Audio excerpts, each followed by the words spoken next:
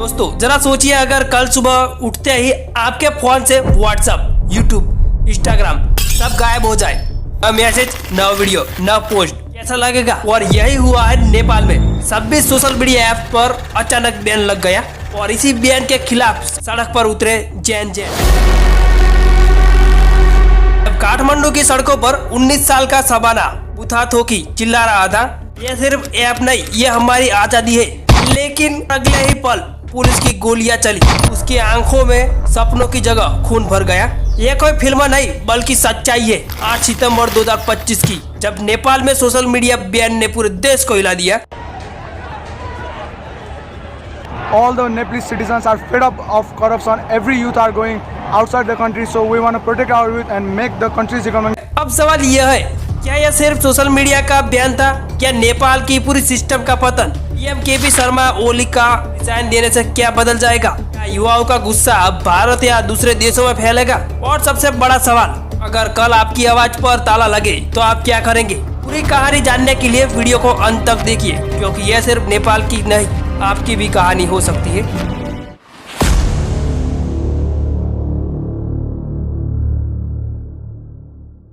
दोस्तों सोचिए जरा, अगर कल सुबह उठते ही आपको पता चले कि आपके फोन में व्हाट्सएप काम नहीं कर रहा, यूट्यूब खुल नहीं रहा, इंस्टाग्राम, फेसबुक सब गायब हो गए, तब आपका बिजनेस रुक जाएगा ना, आपकी क्लासेस छूट जाएगी और आपकी रोज की एंटरटेनमेंट भी खत्म हो जाएगी। तो आपको कैसा लगेगा? अब सोचिए, यही हादसा नेपाल में अचानक हुआ 4 सितंबर को। नेपाल सरकार ने एक झटके में 26 सोशल मीडिया प्लेटफॉर्म बैन कर दिए। Facebook, Instagram, TikTok, WhatsApp, YouTube सब बंद। इससे सरकार का तर्क, ये प्लेटफॉर्म्स ने रजिस्ट्रेशन नहीं किया, फेक न्यूज और अफवाहें फैला रही थी, देश की सुरक्षा के लिए जरूरी है। लेकिन जनता का नजरिया बिल्कुल अलग था। उनके लिए सोशल मीडिया सिर्फ इंटरटेनमेंट नहीं बल्कि बिजनेस, न्यूज और कनेक्शन का जरिया था। नेपाल में करोड़ों यूजर्स है जो इन पर निर्भर है। पर्यटन इंडस्ट्री जो देश की अर्थव्यवस्था का सबसे बड़ा हिस्सा है, वो भी इससे इफेक्टेड हुई। यह सिर्फ इंटरनेट का शटडाउन नहीं था, यह डेमोक्रेसी का शटडाउन था। अब सवाल उठता है, ऐसा क्यों हुआ? क्या यह किसी बड़ी साजिश का हिस्सा है या फिर सरकार का नया तरीका जनता को कंट्रोल करने का? अब सोचिए, भारत में अगर एक दिन के लिए व्हाट्सएप, इंस्टाग्राम या यूट्यूब बंद हो जाए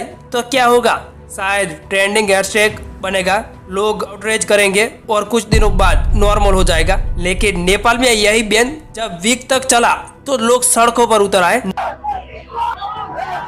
At least 19 people. नोटिस कीजिए दोस्तों, जब भी सरकारें सवालों में फंसती है तो वो सबसे पहले जनता की आवाज पर ताला लगाती है।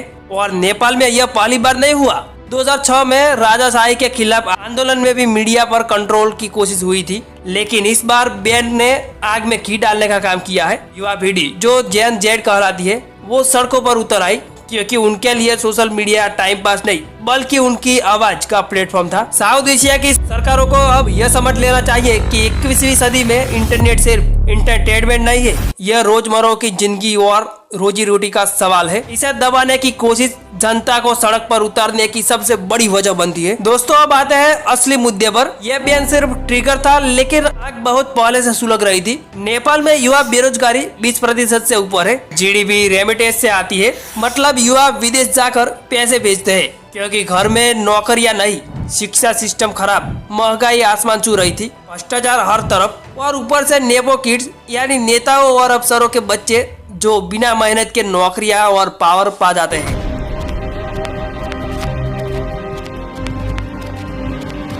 और युवा सोशल मीडिया पर इनकी लग्जरी लाइफ देखते थे और सोचते थे हम क्यों पीछे हैं। और यही आंदोलन भ्रष्टाचार और खराब गवर्नेंस की लंबी हिस्ट्री का नतीजा है। जेन जेड कह रही थी, अगर फेसबुक, इंस्टाग्राम, टिकटॉक हमारी आवाज है तो उसे चुप कराने का हक सरकार को नहीं। यह युवा टेक सेवी है, डिस्कॉर्ड और इंस्टाग्राम पर ऑर्गेनाइज होते हैं। हम ही नेपाल जैसे एनजीओ प्रोजेक्ट को लीड किया, लेकिन कोई सेंट्रल लीडर नहीं था। यह डिसेंट्रलाइज्ड मूवमेंट था जिसे दुनिया में कई जगह देखा जाता है। युवाओं का गुस्सा इसलिए फूटा क्योंकि वो देख रहे थे कि 17 साल से ऊपर नेता बार बार सत्ता में आते जाते हैं, लेकिन समस्या वही की वही रहती है। लेकिन जब काठमांडू में मितेघर, मंडला और संसद के बाहर हजारों युवा इकट्ठे हुए और 8 सितंबर को पुलिस ने ब्रूटल फोर्स यूज की, आंसू गैस, रबर बुलेट्स और लाइव फायरिंग, कम से कम 19 मौतें, 300 से ज्यादा घायल हुए। प्रोटेस्टर्स ने जवाब में संसद, सुप्रीम कोर्ट पीएम का घर और दूसरी सरकारी बिल्डिंग में भी आग लगा दी। कर्फ्यू लगा, एयरपोर्ट बंद, आर्मी सड़कों पर। सरकार की सबसे बड़ी गलती यही थी, उन्होंने युवाओं के गुस्से को नहीं समझा, इसे सिर्फ लॉ एंड ऑर्डर प्रॉब्लम माना। लेकिन दोस्तों, इतिहास बताता है कि जब युवा सड़क पर उतरते हैं तो सरकारें हिल जाती है। पुलिस की ब्रूटैलिटी ने प्रोटेस्ट को और भड़का दिया। एक प्रोटेस्टर रोहन अंसारी ने कहा, मैंने अपने दोस्त को आंखों के सामने गोली लगते देखा, लेकिन आज हम जीत गए। 9 सितंबर को पीएम केपी शर्मा ने रिजाइन दे दिया। वो 4 बार पीएम रह चुके थे, लेकिन इस बार युवाओं ने उन्हें बाहर फेंक दिया। सोशल मीडिया बैन भी वापस ले लिया, लेकिन सवाल यह है, क्या सिर्फ रिजाइन और बैन हटाने से समस्या हल हो जाती है? नहीं ना। प्रोटेस्टर्स ने इंटरिम गवर्नमेंट की मांग की और 10 सितंबर को 4000 युवाओं की मीटिंग में पूर्व चीफ जस्टिस सुशीला कार्फी को पीएम चुना गया। वो नेपाल की पहली महिला पीएम बनी जो भ्रष्टाचार के खिलाफ जानी जाती है। लेकिन राजनीतिक पार्टियां अब संसद डिसॉल्व होने पर बहस कर रही है और चुनाव मार्च 2026 में होंगे। क्या 2026 का नेपाल चुनाव लोकतंत्र का रिवाइवल होगा या डिक्टेटरशिप का रिपीट? सरकार ने ऐप डिलीट किए, लेकिन लोग सिस्टम डिलीट कर गए। नेपाल में सरकार ने इंटरनेट छीना, लेकिन जनता ने सरकार छीन ली। दोस्तों, यह आंदोलन दशकों की अस्थिरता का नतीजा है। 2008 में नेपाल गणतंत्र बना, राजाशाही खत्म हुई, लेकिन उसके बाद 10 साल में 10 सरकारें गिरी, संविधान बार बार बदला, नेता भ्रष्टाचार में डूबी। चीन और भारत की जियोपॉलिटिक्स में नेपाल फंसा हुआ है। चीन बेल्ट एंड रोड से प्रभाव बढ़ा रहा है, भारत पड़ोसी होने से चिंतित है। दोस्तों, साउथ एशिया में एक पैटर्न साफ दिखता है।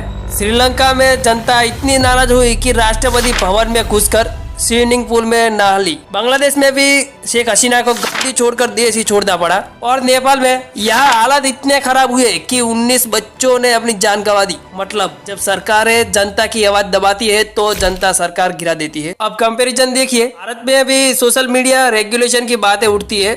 अगर कल ऐसा बैन लगे तो क्या होगा? युवा चुप रहेंगे? नहीं ना। ग्लोबल एग्जाम्पल, श्रीलंका में 2022 की इकोनॉमिक क्राइसिस ने सरकार गिरा दी, जहां युवाओं ने प्रेसिडेंट पैलेस पर कब्जा कर लिया। बांग्लादेश में भी 2024 में कोटा प्रोटेस्ट में शेख हसीना की सरकार गिरी। नेपाल में भी वैसा ही है। जेन जेड ने दिखा दिया कि सोशल मीडिया उनकी पावर है। क्या यह आंदोलन नेपाल में नई पॉलिटिक्स लाएगा? सुशीला कार्फी जैसे लीडर युवाओं को शामिल करेगी या सिस्टम उन्हें एब्जॉर्ब कर लेगा? साउथ एशिया के लिए सीख, जब सरकारें आजादी छीनती है तो जनता सरकार छीन लेती है। युवा अब परमानेंट चेंज चाहते हैं, भ्रष्टाचार खत्म, नौकरियां बेहतर, शिक्षा। अगर नहीं हुआ तो और आंदोलन होंगे। नेपाल ने साबित कर दिया, साउथ एशिया में जनता ही असली सुपर पावर है। दोस्तों, नेपाल की सड़कों पर गूंजी ये आवाज सिर्फ एक छोटे देश की कहानी नहीं, बल्कि एक सबक है। जब सत्ता जनता की आवाज दबाने की कोशिश करती है तो जनता सत्ता को हिला देती है। और 19 युवाओं की शहादत जो अपने हक के लिए लड़े, हमें याद दिलाती है कि आजादी की कीमत चुकानी पड़ती है। आइए इस कहानी को सिर्फ सुने नहीं, बल्कि इसे शेयर करें, सोचें और अपने आसपास की आवाजों को बुलंद करें, क्योंकि अगर हम चुप रहे तो कल हमारी बारी हो सकती है। जय हिंद।